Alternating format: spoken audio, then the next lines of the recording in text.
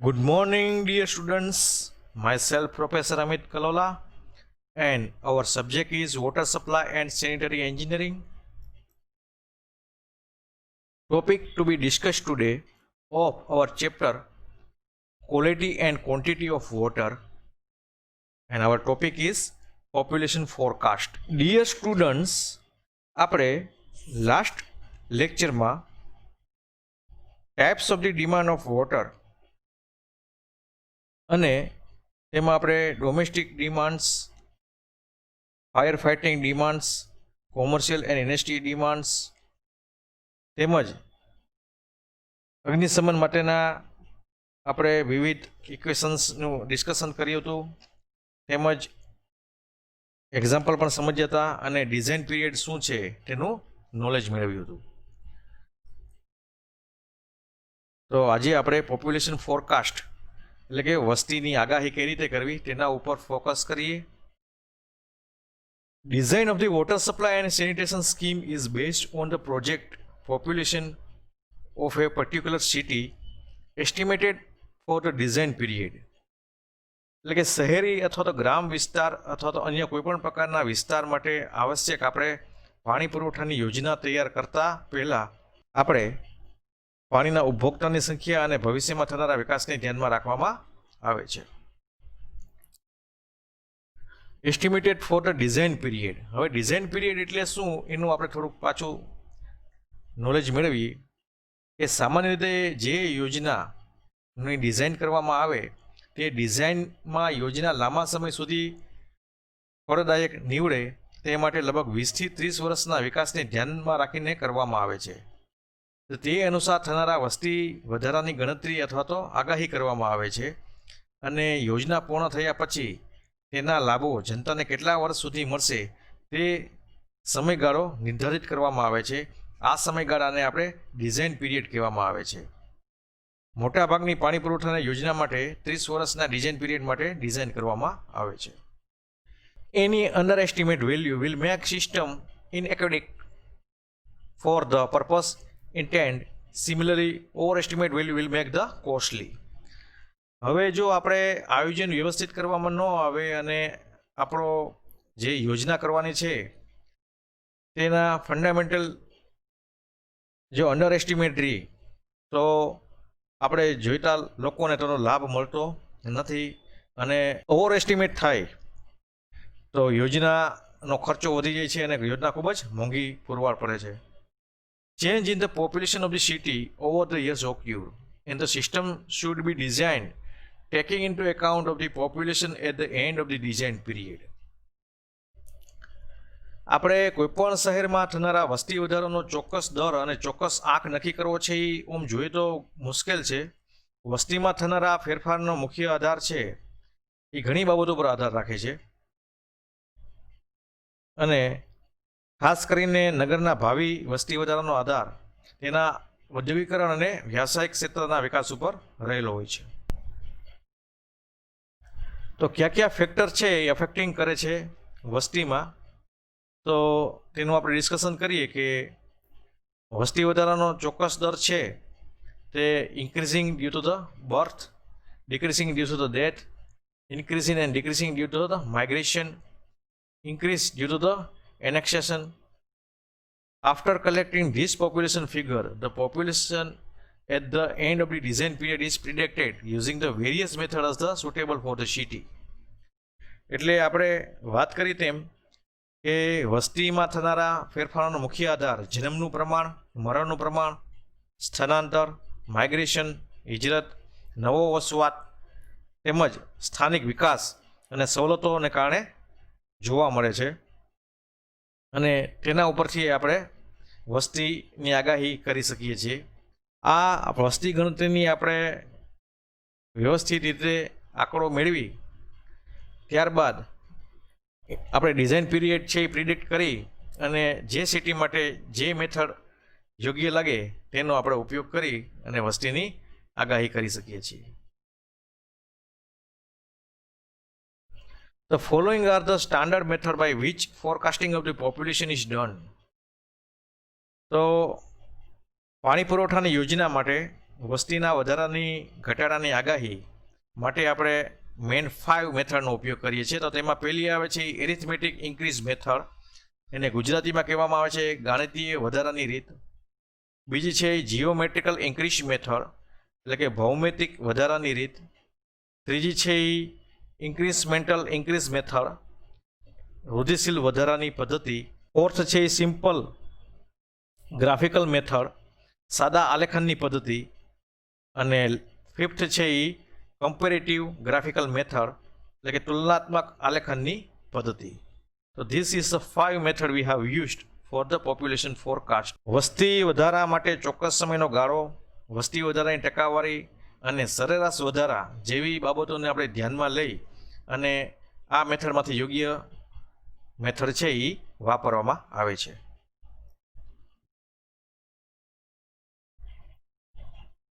તો ચાલો પહેલાં આપણે ગાણિતીય વધારાની પદ્ધતિ એરિથમેટિક ઇન્ક્રીઝ મેથડનો આપણે ડિસ્કશન કરીએ. This method is based on the assumption that the population is increasing at a constant rate. The rate of the change of the population with the time is constant. આ પદ્ધતિનો ઉપયોગ કરવા માટે શહેરની વસ્તીને અમુક દાયકાઓ એટલે કે સર્ટેન ડેકેડ દરમિયાન સરેરાશ વસ્તી એટલે કે કોન્સ્ટન્ટ રેટના આંકડાને ધ્યાનમાં લેવામાં આવે છે. અને તેનું સૂત્ર છે PN is equal to P plus NI. Here PN is the population after the n decade. એટલે કે n વર્ષના અંતેની વસ્તી છે એની. P is the present population, એટલે કે હાલની વસ્તી છે. I is the average population growth in the decade, એટલે કે દરેક વર્ષ દીઠ અથવા તો દાયકા દીઠ થતો સરેરાશ વધારો. અહીં આપણે દાયકા દીઠ થતો સરેરાશ વધારો લેવામાં આવે છે. Pn is equal to P plus Ni is the equation of the arithmetic increase method. તો સ્ટુડન્ટ્સ આપણે એક એક્ઝામ્પલ દ્વારા સમજીએ કે predict the population of the year 2021, 2031 અને 2041 from the following population data. આપણે વસ્તીની ગણતરી કરીને આગાહી કરવાની છે કે 2021માં, 2031માં અને 2043માં આ શહેરની વસ્તી કેટલી હશે. તો આપની પાસે પોપ્યુલેશન અને યર દીઠ આપેલું છે કે યર 1961માં પોપ્યુલેશન ઇઝ ઇક્વલ ટુ 8,58,545, એટલે કે 8,58,545. In year 1971 it is 10,15,672, 10,15,672. In the year 1981 12,01,553, 12,01,553. In the year 1991 16,91,538, 16,91,538. In the year of 2001 20,77,820, 20,77,820. And in the year of 2011 it is come the population data is 25,85,862, એટલે કે 25,85,862. Now have the equation is Pn is equal to P plus Ni.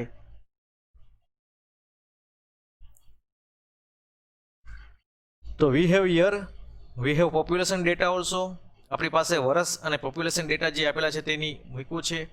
હવે પહેલા વર્ષમાં વસ્તી વધારો is nil, then the after decade. તો આ બેનું આપણે ઉપરથી 1961 અને 1971માં જે પોપ્યુલેશન હતું તેમાં કેટલો વધારો આવ્યો કે 1971માં વધારો આવ્યો એ 157,127, એટલે કે 1,57,127. તે રીતે 1971 અને 1981માં જે વસ્તીમાં વધારો આવ્યો એ 185,881. તેવી જ રીતે 1981 અને 1991ની વચ્ચે જે વધારો આવ્યો એ 489,985. તેવી જ રીતે 9991 અને 2001ની વચ્ચે વસ્તી વધારો આવ્યો એ 386,282. અને તેવી જ રીતે 2001 અને 2011ની પોપ્યુલેશન વચ્ચે કેટલો વધારો આવ્યો કે 508042. હવે બધાનો આપણે ટોટલ કરીએ તો ટોટલ આપણે આવે છે એ 1727317. હવે I is equal to 1727317 divided by 5. 1, 2, 3, 4 and 5. So we have get divided by 5. તો એવરેજ ઇન્ક્રીમેન્ટ I આપને વેલ્યુ મળશે એ 3,45,463. 3,45,463. આપણે આ વસ્તી વધારો જે થયો ડેકેડમાં તેનો આપણે સરવાળો કર્યો અને કેટલા ડેકેડની આપણે ગણતરી કરી હતી કે 1, 2, 3, 4 ને 5. તો ડિવાઇડેડ બાય 5 કર્યા એટલે આપણે એવરેજ ઇન્ક્રીમેન્ટ આપણે મળ્યું તે મેળવ્યું એ 3,45,463. હવે આપણે ઇક્વેશન મૂકીએ કે પોપ્યુલેશન ઇન ધ યર આપણે કેટલામાં માંગ્યું છે કે 2021માં. તો P2021 ઇઝ ઇક્વલ ટુ જે આપણે લાસ્ટમાં વસ્તી કેટલી હતી 2011માં તો કે 25,85,862, 25,85,862 પ્લસ n ઇન્ટુ I આપણી પાસે છે એ 345,463 ઇન્ટુ 1. ડેકેડ કેટલું થયું 2011 અને 2021ની વચ્ચેનો ગાળો દસકો કેટલો હતો કે 1, એટલે આપણે n ઇઝ ઇક્વલ ટુ 1 લીધું. તો આ બેનું આપણે ઇક્વેશનમાં મૂક્યા બાદ આપણે વેલ્યુ મળી તે કઈ કે 29,31,325 એટલે કે 29,31,325 એટલે કે 29,31,325. તેવી જ રીતે આપણે પોપ્યુલેશન એજ 2031 એટલે કે 2031માં આપણે વસ્તી કેટલી તો તેમાંય P પ્લસ NI. તો લાસ્ટમાં આપણે વસ્તી કેટલી હતી કે 25,85,862 પ્લસ આપણે આઈની વેલ્યુ આપણે ખબર જ છે એવરેજ ઇન્ક્રીમેન્ટ. અને ડેકેડ કેટલા થયા 2011થી 2031ની વચ્ચે કે 2 ડેકેડ 2 દશકા તો ઇન્ટુ મલ્ટીપ્લાઇડ બાય 2. તો we get the value of 32,76,788. તો 2031ની અંતે આ શહેરની વસ્તી કેટલી હશે તો કે 32,76,788. તેવી જ રીતે પોપ્યુલેશન એટ 2041 એટલે કે 2043માં આ શહેરની વસ્તી કેટલી હશે તો equation is same P plus NI. તો P we have 25,85,862 plus we have I 345,463 and decade is to become 241 and 2011. So this is 3 daska 3 decade. So we get here 3. Then we gave the value is 36,22,251. તો 2041ની સાલમાં આ શહેરની વસ્તી 36,22,251ની આસપાસ હશે. તો arithmetic મીનની મેથડથી આપણે આ રીતે વસ્તીની ગણતરી કરી.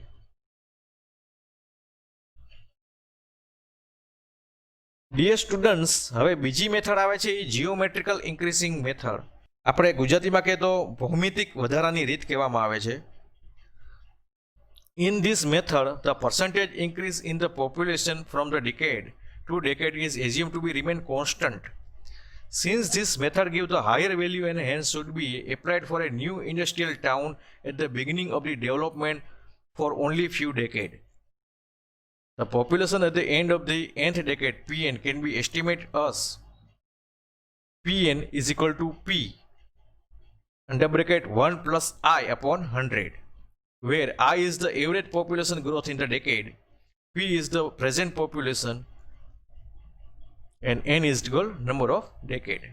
Geometrical increasing method માં દર દાયકા દીઠ વસ્તીની ટકાવારીમાં થતો વધારો કોન્સ્ટન્ટ એટલે કે અચર ધારવામાં આવે છે. અને આ મેથડનો ઉપયોગ કે જે નવું ઇન્ડસ્ટ્રીયલ ટાઉન હોય કે જે શરૂઆતમાં વિકાસ સારી રીતે કરતો હોય ત્યારે શરૂઆતના ડેકેડ એટલે કે દસકાઓ સુધી આ રીતથી વસ્તીની ગણતરી કરવામાં આવે છે. The population at the end of the nth decade, we have to get the equation is Pn is equal to P bracket 1 plus I upon 100, જ્યાં પી છે એ પ્રેઝન્ટ પોપ્યુલેશન છે, એન છે એ નંબર ઓફ ડેકેડ છે, આઈ is equal two average population growth in the decade. તો આપણી પાસે example દ્વારા સમજીએ કે ઇન 1961 પોપ્યુલેશન એન્ડ 2011માં પોપ્યુલેશન જે હતી, જે આગલા દાખલાની રકમ છે તે જ આપણે લીધેલી છે.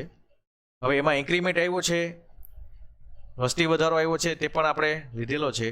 હવે અહીં શું કરવાનું છે કે પર્સન્ટેજ ઇન્ક્રીઝ કેટલું થયું, તો તે માપવા માટે આપણે શું કરશું, 1961 અને 1971માં આપણે વસ્તી વધારો આવ્યો છે એ કેટલો આવ્યો તો કે 1,57,127, બરાબર છે. તો એ વસ્તી વધારો આવ્યો છે તો કેટલા પોપ્યુલેશનમાં આવ્યો છે, તો કે એ પોપ્યુલેશન હતું ત્યારે 8,58,545 ડિવાઇડેડ બાય તે કરવાનું અને મલ્ટીપ્લાઇડ બાય 100 કરશું, એટલે આપણે ટકાવારીમાં આવશે 18%.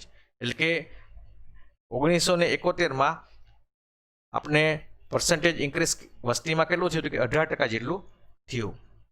તેવી જ રીતે આપણે એ 1981માં ઇન્ક્રીમેન્ટ આપણે કેટલું આવ્યું છે વસ્તી વધારો, ઇન ડિવાઇડેડ બાય તો કે પોપ્યુલેશન ઓફ કેમાં વધારો આવ્યો છે, તો કે 1971ની વસ્તીમાં, તો divided by the 1971's population into multiplied by 100, તો we get the value of 18%.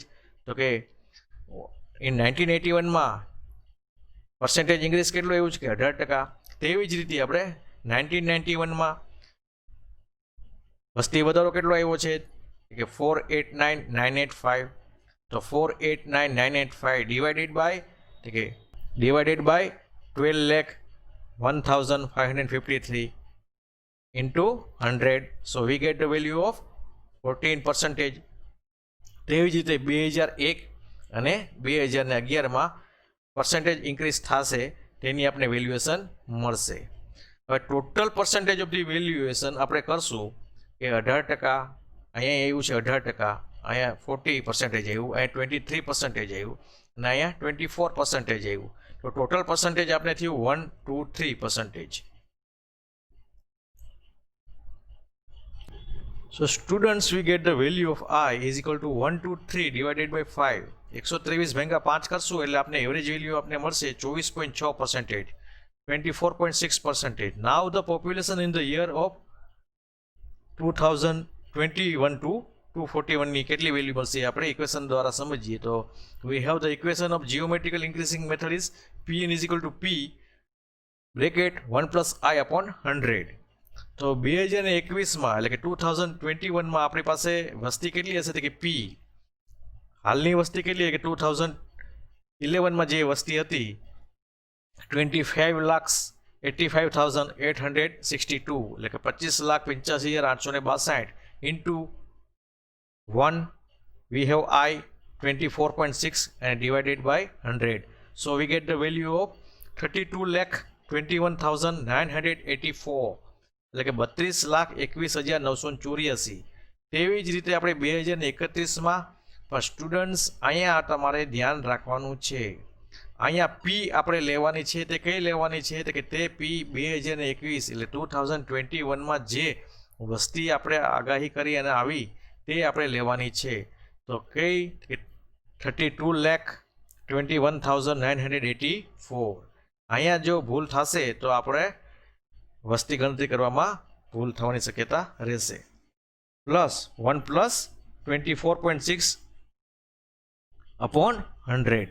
So we get the value of the population forecast is 40,14,592, એટલે કે 40,14,592.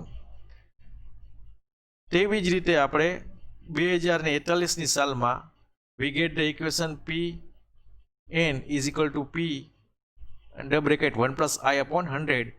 ત્યાં પણ આપણે વસ્તી કેટલી લેશું, તો કે 2031માં જે આવેલી છે તે, plus 1 plus we have I is 24.6 divided by 100, so we get the value of population is 20,181 એટલે કે 50,02,181. Now, students, the third method is incremental increase method એટલે કે વૃદ્ધિશીલ વધારાની રીત. This method is the modification of the arithmetic increase method and it is suitable for an average size town under normal condition where the growth rate is found to be in an increasing order. વિદ્યાર્થી મિત્રો, આ છે એ આપણે આગળ જે પેલી મેથડની ચર્ચા કરી ગાણિતીય પદ્ધતિની, તેની એક મોડિફિકેશન ધરાવતી આ રીત છે વૃદ્ધિશીલ વધારાની પદ્ધતિ. અને આ એક એવરેજ ટાઉન હોય અને તે નોર્મલ કન્ડિશનમાં વસ્તીમાં ધીમે ધીમે ગ્રોથ રેટ રહેતું હોય તેના માટે સુટેબલ રહે છે.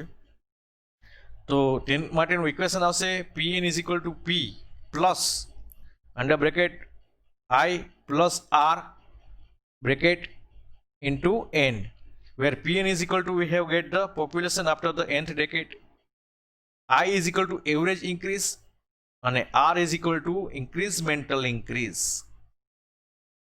and n is the decade. So now we get some example. તો આપણે તે જ રકમ લીધેલી છે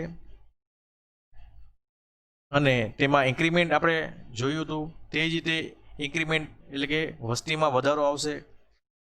હવે અહીંયા તમારે વસ્તી વધારો થયા પછી 1 કોલમ એડ કરવાની છે અને વસ્તી વધારો છે તે દર્શાવશે તમારો I અને નેક્સ્ટ કોલમમાં તમને દર્શાવશે એ ઇન્ક્રીઝમેન્ટલ ઇન્ક્રીઝ એટલે કે વૃદ્ધિશીલ વધારો.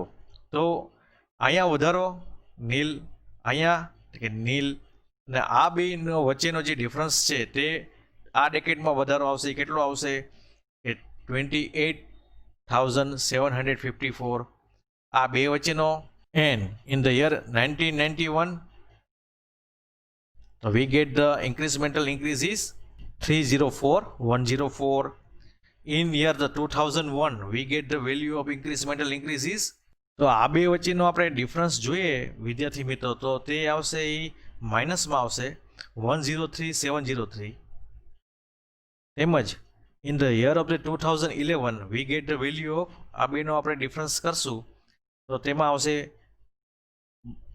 121,760 એટલે કે 1,21,760.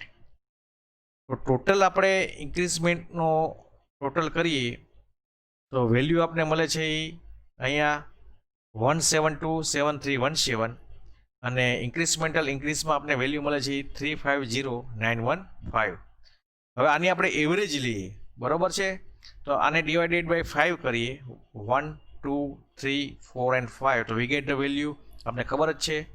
તેમજ ઇન્ક્રીઝમેન્ટલ ઇન્ક્રીઝમાં આપણે આજનો બધાનો ટોટલ કરીએ, ત્રણેયનો પ્લસ કરીએ તેમાંથી માઇનસ કરીએ, વી have get the value of 350,915 divided by 1, 2, 3 and 4. So we get the average value is 87,729 એટલે કે 87,729 કે જે આપને એવરેજ વેલ્યુ મળશે. Now we gave equation of the incremental increase method. Pn is equal to P plus under bracket I plus R multiplied by n. P 2021માં આપણી પાસે વસ્તી જે 2011ની હતી તે કેટલી હતી કે 258,5862 પ્લસ આપણે જે એવરેજ વધારો આવ્યો વસ્તી વધારોમાં તે વેલ્યુ આપણે કેટલી હતી કે 345,463 અને આરની વેલ્યુ આપણે મળી તે 87,729. હવે ડેકેડ આપણે કેટલું છે 2011થી 2021માં કે એક ડેકેડ એક દસકો છે એટલે n ઇઝ ઇક્વલ ટુ 1. તો આ રીતે ઇક્વેશનમાં મૂકતા આપણે વસ્તીની ગણતરી કરતાં આપણે વસ્તી મળશે એ કેટલી મળશે કે 30,19,054 30,19,054. તેવી જ રીતે 2031 2031માં આમાં પણ આપણે જે પી છે તે 2011 2011માં જે આપણે આપ્યું છે તે જ લેવાનું છે. અહીંયા જે એરિથમેટિક મેથડમાં આપણે જે રીતે ગણતરી કરતા તે રીતે જ અહીંયા કરવાની છે, તે જ પી આપણે લેવાનો છે. પ્લસ આપણી પાસે આઈ અને આરની વેલ્યુ સેમ જ છે, પણ ડેકેડ અહીંયા છે એ 2011થી 2031 એટલે 2011થી 2031ની વચ્ચે દસકા થશે 2, તો વી હેવ ગેટ ધ એનની વેલ્યુ 2. તો we get the equation and we get the value of the population is 34,52,246 એટલે કે 34,52,246. તેવી જ રીતે આપણે પોપ્યુલેશન 2041 નું મળશે, એ મળશે આપણે 38,85,438. So this is the incremental increase method. It is the modification of the arithmetic method. Next આપણી પાસે છે તે પદ્ધતિ છે એ સાદા આલેખનની પદ્ધતિ, simple graphical method. In this method population figure are obtained from the decade record of the future population of the city to be estimated. After getting the population of the each decade, the time versus population graph is drawn. આ પદ્ધતિમાં જે શહેરની આપણે ભવિષ્યની વસ્તીનો અંદાજ મેળવવાનો હોય તે વસ્તી ગણતરીના રેકોર્ડ ઉપરથી વસ્તીના આંકડા મેળવવામાં આવે છે, અને પછી દરેક દાયકાની વસ્તી મેળવ્યા બાદ આપણે ટાઈમ વર્સિસ પોપ્યુલેશનનો ગ્રાફ દોરવામાં આવે છે. The population of the following decade is estimated by the lengthening the line drawing in this way. એટલે કે આ રીતે દોરેલા આલેખનની રેખાને લંબાવીને તે પછીના દાયકાઓની વસ્તીનો અંદાજ મેળવવામાં આવે છે. In this method, the accuracy of the graph lines and the population digits is the based on the foresight and the care of the calculator. એટલે આ પદ્ધતિમાં આલેખનની રેખાનો માર્ગ અને વસ્તીના અંકોની ચોકસાઈનો આધાર છે એ ડિઝાઇનર એટલે કે ગણતરી કરતા ની અનુમાન શક્તિ અને કાળજી ઉપર રહેલો છે. તો આપણે એક એક્ઝામ્પલ દ્વારા સમજીએ. વી હેવ હિયર 1960, 1970, 1980 ને 1990 ઇન ધ યર એક્સમાં આપને આપેલું છે, અને વાય ઇઝ ધ પોપ્યુલેશન એટલે કે in 1960 V have a population of 20,000 એટલે કે 20,000ની વસ્તી છે. 1970 in 1917 V have a population 22,000. In 1980 27,000. In 1990 33,500. હવે આ રીતે તમે જુઓ છો કે એક્સ અક્ષ ઉપર આપણે યર આપેલું છે અને વાય અક્ષ ઉપર આપણે પોપ્યુલેશન એટલે કે વસ્તી આપી છે. હવે સાદા આલેખનની રીતમાં આપણે જોઈએ છીએ તેમ કે 1960માં આપણી પાસે વસ્તી છે એ કેટલી છે કે 20,000. હવે વાય અક્ષ ઉપર આપણે શું લીધેલું છે કે વસ્તી લીધેલી છે. એક્સ અક્ષ ઉપર આપણે શું લીધેલું છે કે વર્ષ લીધેલું છે. હવે in 1916 V have a population of 20,000 કે 20,000. તેવી જ રીતે 1970માં આપણી પાસે વસ્તી કેટલી છે કે 22,000 22,000. તો we have get a point here. In 1918 we have a population of 27,000. તો we have get here. In 1919 we have a 33,500. તો કે 1990માં 33,500. We have the get the value from here. તો આ રીતે આપણે આ ગ્રાફ મળે છે. તો હવે આપણે આ ગ્રાફને જુઓ તમે કે આ ગ્રાફને આપણે આગળ લંબાવીએ તો ગ્રાફને લંબાવતા જે રેખા મળે તેના ઉપરથી આપણે વસ્તી વધારો કેટલો મળશે તે આપણે અંદાજ મેળવી શકીએ છીએ કે ઇન ધ 2000 એટલે કે 2000ની સાલમાં આપણે વસ્તી કેટલી મળશે કે 39,000 39,000 મળશે. તેવી રીતે આપણે 2010માં અંદાજિત વસ્તી કેટલી મળશે, પોપ્યુલેશન કેટલું મળશે કે 44,100. તેવી જ રીતે 2020માં તો આપને 48,200 જેટલી પોપ્યુલેશનની વેલ્યુ મળશે. તો એક સાદા આલેખનની પદ્ધતિ છે કે જેના ઉપરથી આપણે યોગ્ય આકારનો આપણે જે રેખા મળે છે તેને લંબાવતા આપને વસ્તી વધારો કેટલો થશે દશકામાં તેનો આપણે અંદાજ મેળવી શકીએ છીએ. Now the student, the fifth and the last method is comparative graphical method. એટલે કે Now the student, the fifth method is comparative graphical method. એટલે કે તુલનાત્મક આલેખનની પદ્ધતિ. This method is used to compare the population of a single city to obtain an estimate population of the future decade by the referring to the static of the other cities that have developed similarly in the past. By drawing its population versus time graph on the graph paper, a curve is prepared from the observation which shows the approximate the future population of this city.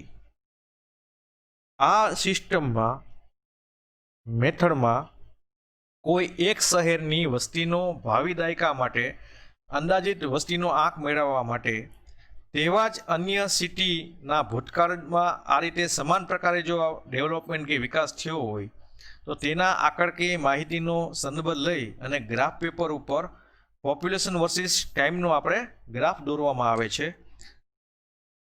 We have population versus time અને અવલોકન ઉપરથી માગેલ માહિતી દર્શાવતો આપણે વક્ર તૈયાર કરવામાં આવે છે, કર્વ તૈયાર કરવામાં આવે છે કે જે આ શહેરની ફ્યુચરમાં વસ્તીનું આપણે ફોરકાસ્ટ આપે.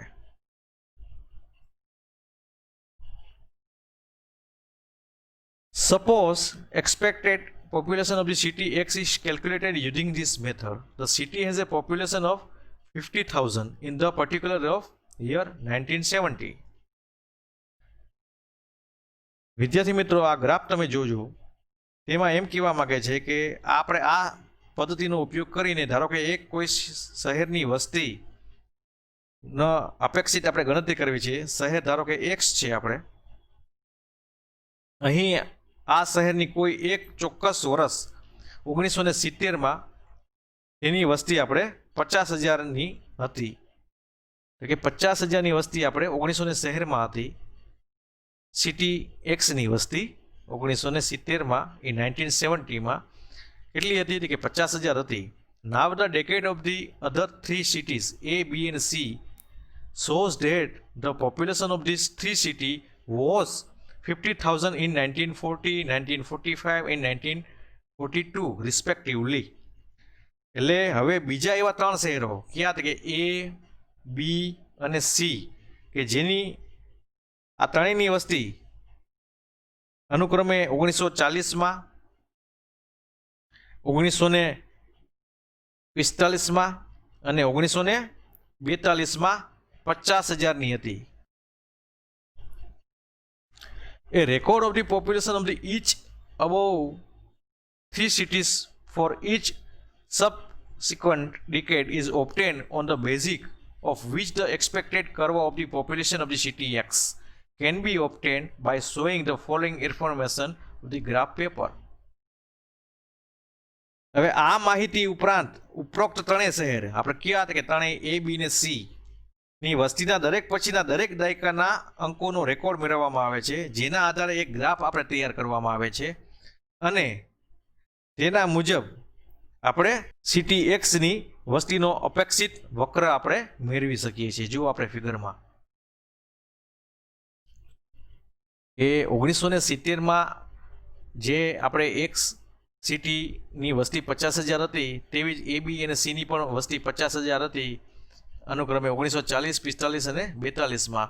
હવે એ સિટીનો A, B અને Cનો આપણે વક્ર દોરવામાં આવે, કર્વ દોરવામાં આવે, ત્યાર પછીની સાલની વસ્તીનો વક્ર A સિટીનો આ રીતે ગયો છે, B સિટીનો આ રીતે ગયો છે અને C સિટીનો આ રીતે ગયો છે 2000 સુધીની સાલમાં.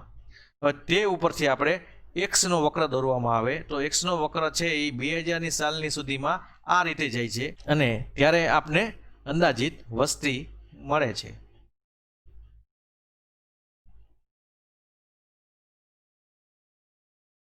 The four cities A, B and X have a population of the 50,000 in the front of the point M in the graphs on the above comparison, on the basis of which their graph have been made and the graph of the expected post 1970 population of the appropriate city X of all of them has been prepared. એટલે કે આપણે ઉપર જે દર્શાવેલ આલેખમાં બિંદુ એમ આગળ ચારે શહેર A, B, C અને Xની વસ્તી 50,000 હતી, જેના ઉપરથી ABCના આલેખનું પ્રારંભ બિંદુ છે એ એમ છે